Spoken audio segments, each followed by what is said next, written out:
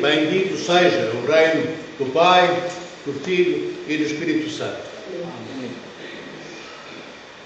Maria do Egito, Santa Maria do Egito, que nós hoje comemoramos, é uma das santas que maior espaço, maior volume se é gigante no contexto de toda a devoção e a veneração ortodoxas no que respeita à veneração que a Igreja Ortodoxa no mundo inteiro tem aos seus santos.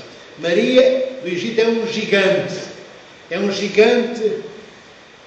nos modelos que nos dá, tanto no modelo da desgraça como no modelo da graça. Antes de Maria do Egito ir para o deserto, antes de ela estar em Jerusalém, ela é de facto Maria apenas, não é Santa Maria do Egito, nem sequer é do Egito, é só Maria a pecadora, e ela é profundamente pecadora, ela é enorme no pecado, começa com 12 anos a prostituir-se e depois assim fica até aos 29 anos de idade. Mas não vale a pena entrar nos detalhes dos meandros sórdidos desse tipo de vida. Ela era uma grande pecadora. Bem, e a certa altura Maria do Egito ouve, como eu disse, ainda não era Maria do Egito, Maria ouve dizer que há uma grande festa em Jerusalém. Era a festa da exaltação da Santíssima Cruz. E ela ouviu falar. Não vos vou contar a história toda. Quem tiver muito interesse, depois nós temos livrinhos na igreja, com a história, com a biografia toda de Santa Maria do Egito, e depois poderão ler. Eu dou apenas alguns apontamentos, porque a vida dela é de uma beleza rara. E a história da sua vida é longa. Não dá para contarmos, falarmos, a não ser abordarmos numa homilia. E quando ela se ouve dizer que a veneração, que a cruz de Cristo, a cruz onde Cristo foi crucificado, iria ser exposta para a veneração dos fiéis, ela tem curiosidade. Ainda não é interesse, mas Maria tem curiosidade em ver. Como é que isso acontece? O que é que se trata exatamente? Bem, resumindo a história, ela está já em Jerusalém, ela passa de barco até lá, fica ali 2, 3 dias à espera que a festa aconteça. Quando a festa realmente sucede, e é o dia da veneração da Santa Cruz, ela vai para a igreja do Santo Sepulcro com aquelas multidões todas que se arrastavam, se empurravam para poderem chegar à cruz de Cristo, para a venerarem e para beijarem essa mesma cruz onde Cristo Nosso Senhor fora crucificado. E Maria tenta entrar, passar o saguão. Sabe o que é um saguão? É aquela parte ali que nós chamamos na Artex, é um pouco parecido com aquilo. É a parte exterior. É um ato interno dentro do edifício, mas exterior à grande igreja do Santo Sepulcro. E ela não consegue entrar, bem, e ela é arrastada pela multidão para fora, para longe, para fora da igreja e para longe da porta. Para fora da igreja, de cujo Nartex, de cujo saguão ela não passou. E ela tenta uma segunda vez, ela tenta uma terceira vez, até que depois para e ela percebe. Ela percebe que não pode entrar, porque ninguém se pode aproximar da Santa Cruz salvífica de Nosso Senhor Jesus Cristo, pecador, não arrependido. E Maria percebe que o que o está a impedir de se aproximar da cruz é a sua pecaminosidade, é o pecado inteiro que ela assume na plenitude. Ela era dedicada ao pecado, ela gostava de pecar, ela amava pecar, nem cobrava dinheiro na maioria das vezes, não porque fosse rica, que ela até fiava linho e pedia esmola, pelo prazer da luxúria. Sabia-lhe bem pecar. Então, é esta mulher que não consegue entrar no Santo Sepulcro. E ela chora, Maria chora, porque não consegue passar aquela soleira da porta. E no meio das suas lágrimas, ela, de joelhos no chão, olha para cima e vê um ícone da Mãe de Deus, o ícone de Nossa Senhora, o ícone da Santíssima Virgem Maria, e pede à Mãe de Deus que lhe perdoe primeiro por ela, Maria, mais tarde no Egito, ousar, tão pecadora que ela era, erguer os olhos, olhar o ícone da Mãe de Deus e falar com a Mãe de Deus. A primeira coisa que Maria do Egito faz é pedir perdão à Mãe de Deus por ela estar a falar com a Mãe de Deus. Ela tem, de repente, a dimensão do seu pecado diante dela. E até ela sabe que não tem a mínima possibilidade, não tem dignidade, nem sequer para estar de joelhos no chão debaixo do bico da Mãe de Deus, quanto mais olhar, quanto mais dirigir a palavra a Maria. Maria, Mãe do nosso Senhor Jesus Cristo, Maria, a Santíssima Virgem Maria. E ela pede, Maria, a futura, dirigir, pede à Mãe de Deus, Maria, ela também, a Virgem Nossa Senhora. Maria pede que, se a Mãe de Deus permite que ela entre no Santo Sepulcro e possa beijar e possa venerar a cruz de Cristo, que ela, quando voltar, quando sair da igreja do Santo Sepulcro, ela irá para onde a Mãe de Deus lhe disser, ou para onde encaminhar. Bem, e depois disto, ela, em vez de ser arrastada pela multidão para fora, ela é arrastada pela multidão para dentro. E ela entra sem problema algum, e joga-se no chão diante da cruz e chora amargamente todos os pecados que ela tinha praticado. E porquê é que ela chora? É preciso chorar? Eu diria, na maioria das vezes é. Na maioria das vezes é. Nós choramos quando nos arrependemos, não é por pieguice, não é porque somos... É o momento de ser uma boa atriz e um bom ator, então para que todos vejam que estamos arrependidos vamos chorar. Não, nem temos que chorar diante de ninguém, a não ser diante de nós próprios e de Deus. Mas o sinal exterior das lágrimas no arrependimento, se não for vaidade e não for teatralidade, for genuíno, é uma demonstração da dor que o coração sente pelo pecado, amados irmãos, pelo pecado praticado. Não basta apenas chegarmos diante de Cristo, com o presbítero, o sacerdote ao nosso lado, e pegarmos uma lista de pecados gigantesca e mecanicamente debitarmos, contarmos todos os pecados. É importante que se faça, mas não é suficiente, amados irmãos. Não podemos estar numa mecanicidade diante de Deus como se fôssemos robôs a debitar palavras que não sentimos. Arrependimento não é só sentimento, é sentimento e é transformador da nossa vida. Quando nós nos arrependemos, a nossa vida tem que ser obrigatoriamente transformada. Foi por isto que Maria Lígia chorou, baba e reino, diante e debaixo daquele grito da Mãe de Deus, e depois, mais ainda, quando se prostra diante da cruz do nosso Senhor Jesus Cristo. Nesse momento, Maria do Egito tem a dimensão colossal, gigantesca, do pecado que ela praticava. E porquê que ela chorou? Porque ela viu que a forma como ela vivia, pecado é isso, a forma como ela vivia desagradava a Deus. O que é que desagradava a Deus? Porque, ao viver daquela forma, ela, Maria, se afastaria do encontro, da comunhão com Deus. Por isso é que o pecado desagrada a Deus. Porquê? Porque Deus vê que aqueles dentro de nós, que Ele ama, cada vez nos afastamos mais dele. Não é pela coisa em si feita, apenas, mas pelas consequências da coisa feita, pelas consequências daquilo que nós fazemos. Senhor, Deus, nosso Criador, Ele vê que cada vez mais nós estamos de costas viradas para Ele. Cada vez mais, em vez de nos aproximarmos, cada vez mais menos nós estamos próximos de Deus, de Cristo, do Pai, do Espírito Santo. Cada vez estamos mais longe, e isso entristece o Senhor nosso Deus, porque Ele ama aqueles que Ele criou. Então, Maria, quando chora, Maria do Egito, ela tem a dimensão de como ela corria a alta velocidade para a maior distância, para a maior longura de Deus. E ela tem a noção, a percepção exata do amor abrasadoramente apaixonado de Deus, e ela vê aquele amor de Deus, e Deus, no seu amor todo, derretendo-se enquanto Criador por ela, e ela fugindo desse amor.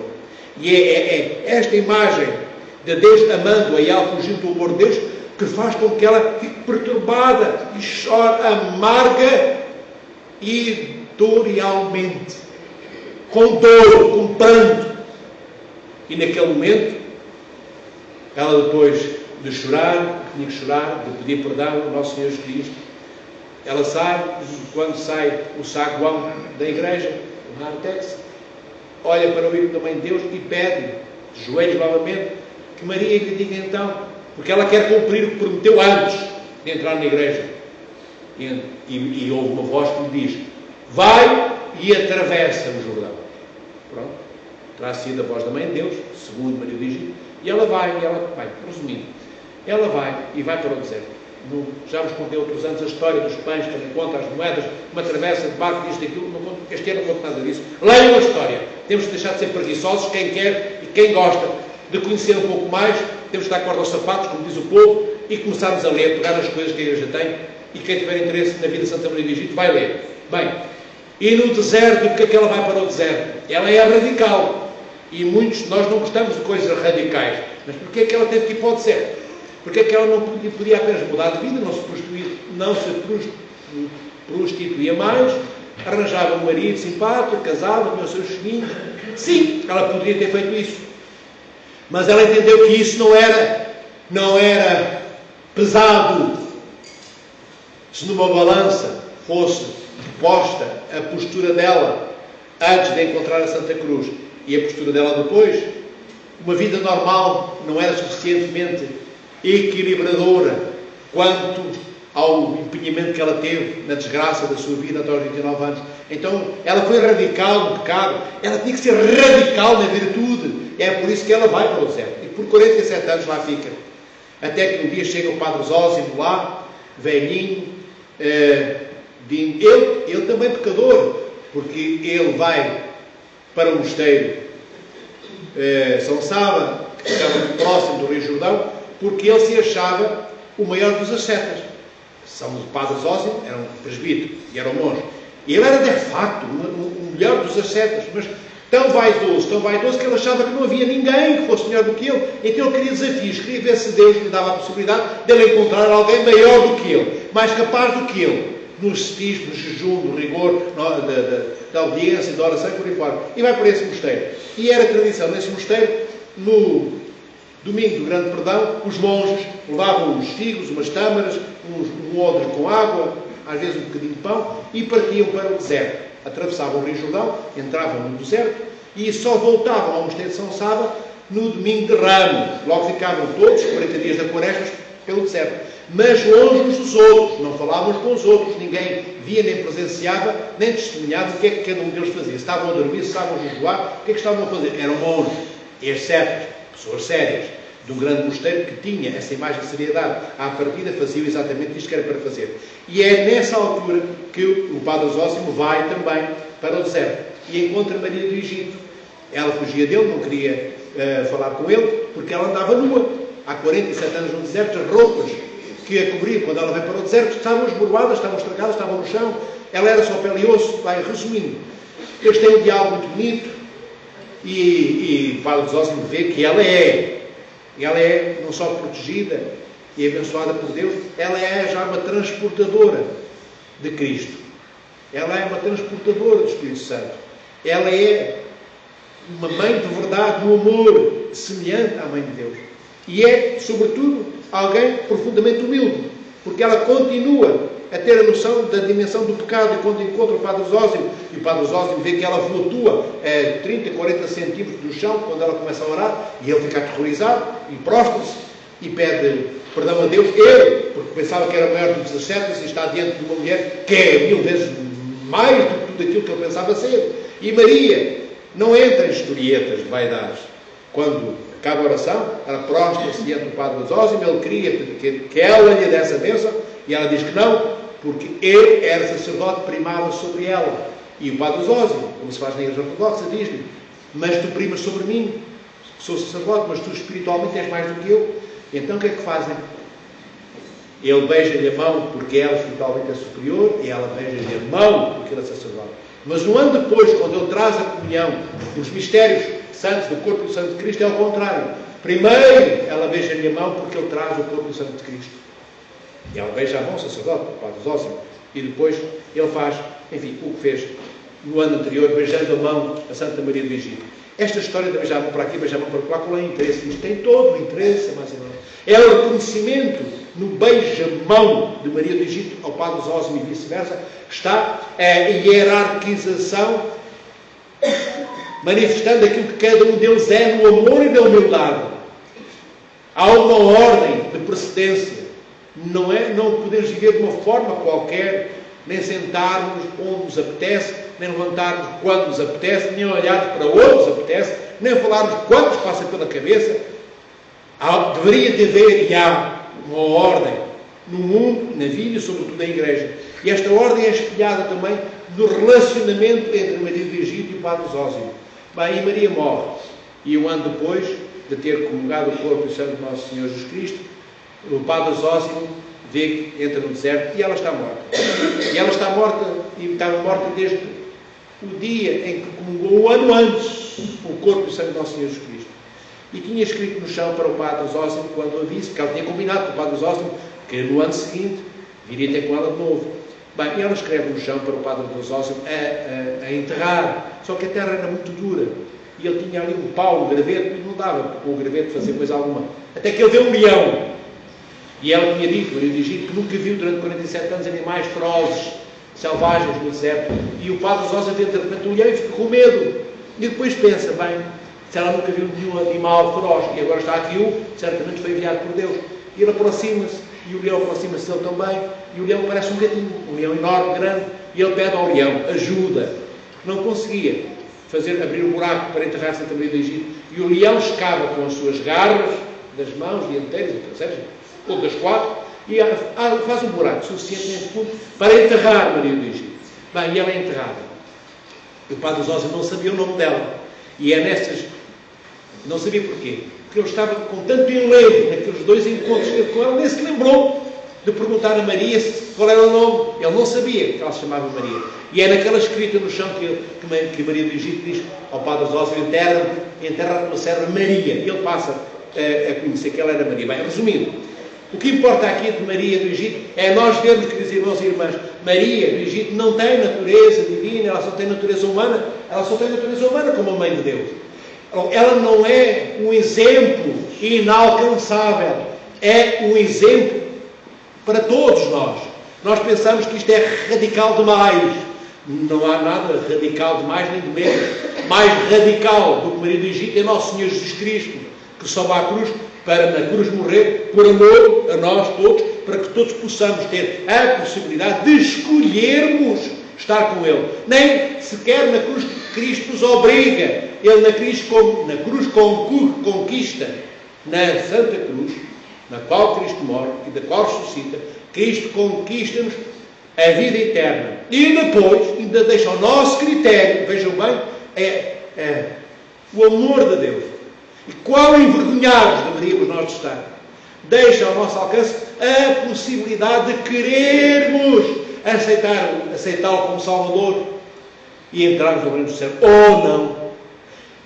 Ele dá a vida para alguns de nós termos uma possibilidade que nem levamos a sério. Deveríamos levar a sério a vida eterna como uma certeza na nossa vida. Não é possível Cristo ter morrido por mim e eu agora andar por aqui, fazendo o que passa pela cabeça e podendo ainda um dia negar a Deus a possibilidade de um abraço, de um beijo, de viver na terra que é dele, que é o reino dos céus, dele e nossa. Eu, começando por mim, João, deveria ter vergonha de estar vivo, queridos irmãos e irmãs. Ainda. Nós deveríamos ter vergonha da vida que levamos, queridos irmãos e irmãs, tantas vezes essa vida não nos leva ao encontro de Deus. Leva-nos ilusoriamente ao encontro das coisas, das pessoas que só vivem neste mundo, só querem este mundo, só se deixam cativar pelos apelos deste mundo. O mundo não é mau se for espaço para ser transformado pelo amor de Deus. Agora, se o mundo nos transformar a nós na futilidade daquilo que o mundo é, afastando-nos do que Deus é, então mal vamos nós. Mal vamos nós que não entraremos no reino dos céus, mal vai o mundo que não irá refletir o Éden antigo, que agora deveria ser renovado pelo Senhor do Cosmos, pelo Senhor do novo Éden, que é o novo Adão, que é nosso Senhor Jesus Cristo. Maria do Egito é uma nova Eva, ela também. Na medida em que ela se torna uma mulher renovada, uma mulher transformada, uma mulher nova. Aquela Maria dos 12 anos aos 29 que se prostituía, que andava à caça de homens jovens, à caça, era o que ela fazia. não é mais a mesma depois de beijar a cruz de Cristo. Ela é um ser humano antes, ela é o outro completamente diferente depois. Antes ela nem pensa em Deus, no seu Criador, nem quer saber se é bom ser santo ou ser demónio. Ela quer fazer o que lhe passa pela cabeça. Ela tem prazer nas coisas que faz. E ela gosta de dar aso aos momentos de prazer como ela os quer viver e com a tonalidade e cor com que ela gosta de os viver. Depois dela soluçar diante da cruz de Cristo no Santo Sepulcro, ela vê quão ingrata ela foi toda a vida até àqueles 29 anos diante de Deus. Ela vê os 29 anos perdidos, desperdiçados, inutilizados, não mais recuperados. Ela vê que foi tão radical, tão absolutamente mergulhante, o mais profundo possível naquilo que o pecado pode permitir, de apelo, que ela sabe que tem que ser radical na virtude. Não bastava ser apenas boazinha. Ela tinha que ser extraordinariamente humilde. Uma outra Maria, um outro ser humano. Por isso, quando o Padre Zósimo vê, 47 anos depois dos 29, já teria 70 e muitos, ela já não tem nada a ver com aquele ser humano de 18, 22, 29 anos. Nada. Ela parecia madeira, cor de madeira. Era osso com pele, já não era pele e osso, osso com pele. O cabelo era branco da cor da neve. As unhas tinham caído, já delas gravatar no chão para comer uma raiz aqui, outra acolá, de vez em quando. Já nem unhas tinha. Não tinha roupa, não tinha nada. Aquele ser humano deixou e impôs uma lei ao seu corpo. Já que me devoraste, quiseste devorar a minha alma para não encontrar a Deus durante 29 anos, agora vou-te entregar ao deserto para seres devorado nas tuas paixões. E Maria luta ainda durante os primeiros 17 anos, logo dos 29 aos 46, estes primeiros 17 anos que ela vive no deserto, ela luta contra as paixões do mundo. Ela lembrava-se todos os dias do vinho que ela gostava de beber, dos homens que ela gostava de abraçar e de amar, de andar nos bares, para aqui, para lá.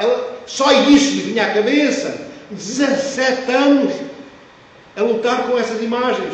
Até que pouco a pouco ela começa a tomar distanciamento. Mas ela sabia que tinha que arrumar essa parte da sua vida pelo arrependimento, queridos irmãos, não pelo remorso. O remorso, como já vos disse no ano passado, e resumindo muito rapidamente, o remorso mantém os apegados, agarrados ao pecado. Continua a pecar, não sai do pecado. Não é? E tem uma tristeza muito grande, mas é uma tristeza psicológica. Eu e o pecado, eu acho que sou muito mau e continuo a ser muito mau, porque realmente eu não consigo fazer mais nada do que ser aquilo que sou, pecado e pecador. E só olho para o pecado e para o meu umbigo e para mim. O arrependimento não. O arrependimento tira os meus olhos do chão, do pecado onde eu pratico e põe-me a olhar para Deus. O arrependimento quebra com a culpa à qual o remorso me prende, como um navio preso ao cais, pela corda que o segura. Nós, queridos irmãos e irmãs, devemos ser homens e mulheres que se arrependem, que não se têm remorsos. Nós não temos de estar atrelados à nossa culpa, porque a culpa deixa-nos ali a definhar até ao fim da vida, e não saímos da culpa, e não alcançamos nenhuma virtude, e também não deixamos de estar embriagados pela lama do pecado que nos suja e nos macula, queridos irmãos e irmãs. Arrependimento significa eu ver quem Deus é e quem eu sou. A dimensão do que Deus é, a dimensão que eu estraguei em mim, a luminosidade que o rosto de Deus tem e a negritude que habita no meu. O que Deus me propõe de vida, de amor, e o que eu faço de desamor. A esperança que Deus coloca diante de mim e a desesperança que eu instauro em mim. A temeridade à qual Deus me chama, isto é, que eu ouso, que eu vá, que não tenha medo. E eu fico timidamente no chão, dizendo a Deus: Senhor, eu queria, mas não posso, porque não sou forte o suficiente. Isto chama-se orgulho, amados irmãos e irmãs. Todos nós podemos tudo, tudo.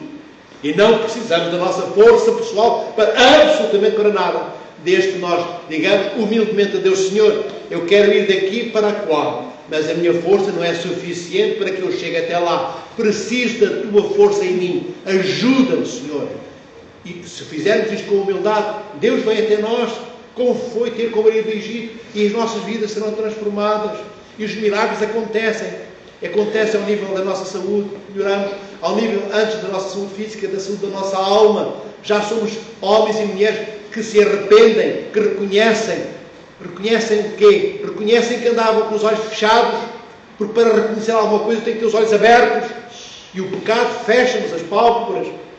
É o arrependimento que faz com que nós abramos os olhos, e quando abrimos os olhos nós vemos o tanto que nos falta fazer para sermos como Cristo é, para começarmos a ser, para darmos o primeiro passo para sermos semelhantes a Cristo. Então, esta Maria do Egito, Santa Senhora Maria do Egito, está no 5º domingo da Quaresma, e domingo que vem já é domingo de Ramos.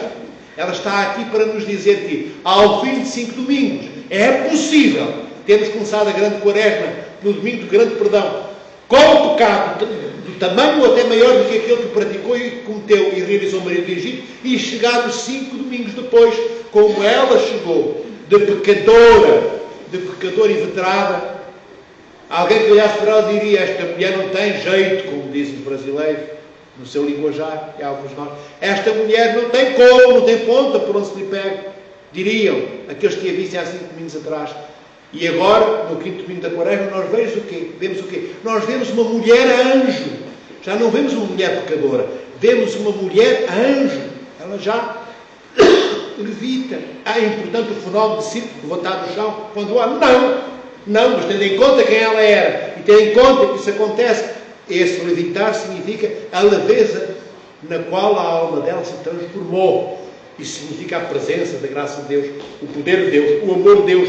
É isso que significa, não é o fenómeno em si. Entende, queridos amigos? Então, é posta pela tradição e pelos padres da Igreja Maria do Egito neste quinto domingo da grande Quaresma, para nos dizer que chegou aqui Maria do Egito e nós também podemos chegar aqui, como Maria do Egito, como ela conseguiu, e transformarmos-nos de pecadores em virtuosos, mulheres e homens, como ela se transformou, para depois podermos entrar no domingo que vem, na Jerusalém celestial um dia, nesta imagem da entrada de Cristo em Jerusalém, na Jerusalém terrena. Como eu vos digo e repito, que é uma imagem daquela Jerusalém que descerá dos céus um dia, na qual nós entraremos para aí habitarmos com o Pai, com o Filho, com o Espírito Santo, e com Maria do Egito, e com a Santíssima Mãe de Deus, e com todos os nossos irmãos e irmãs arrependidos, que se quiseram deixar transfigurar pela graça da luz de Deus no Tabor.